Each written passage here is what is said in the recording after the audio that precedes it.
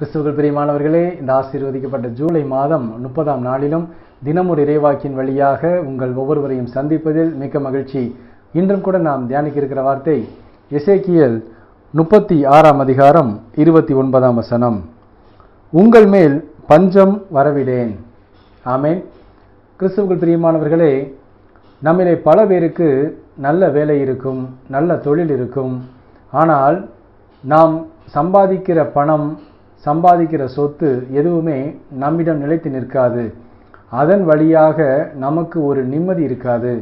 ஏதோ ஒரு பக்கம் வந்தால் இன்னொரு பக்கம் அது போய்கொண்டே இருக்கும்.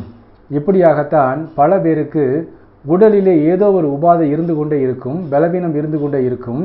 அதன் காரணத்தினால் தன்னுடைய சம்பாத்தியத்திலே பாதிக்கு மேலாக அதற்காக செலவழித்து கொண்டே இருப்பார்கள். அவ்வளவு செலவழித்தாலும் கூட அவர்களுக்கு ஒரு நிம்மதியான தூக்கம் இருக்காது. விருப்பமானதை அவர்களால் சாப்பிட முடியாது.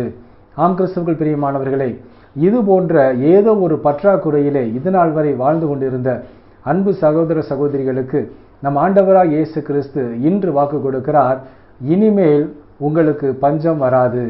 ஆமேன்.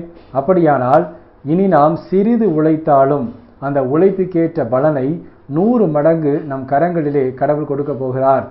நம்முடைய குடும்பத்திலே இதுநாள் வரை என்னென்ன காரியங்களுக்காக விரைய செலவு செய்து கொண்டிருந்தோமோ அந்த செலவை எல்லாம் கடவுள் நிறுத்தப் போகிறார்.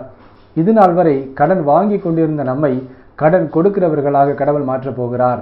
ஆம் கிறிஸ்துவுக்குள் பிரியமானவர்களே, இது எப்படி நடக்கும், இது எப்படி சாத்தியம் என்று ஆச்சரியத்தோடு கடவுளை பார்ப்பதை விட நம்பிக்கையோடு கடவுளை இந்த நொடியிலிருந்து நீங்கள் பார்க்க தொடங்குங்கள்.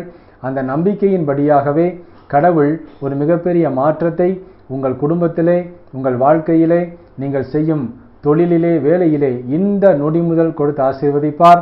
அவ்வாறே உங்கள் ஒவ்வொருவரையும் கடவுள் சாட்சியாக நிறுத்துவார். ஆமேன். நாம் ஜெபிப்போமா? அன்புள்ள இயேசு மகாராஜாவே, எங்கள் அன்பு தகப்பனே, இந்த ஆசீர்வதிக்கப்பட்ட புதிய நாளுக்காக உமக்கு கோடான கோடி நன்றி அப்பா.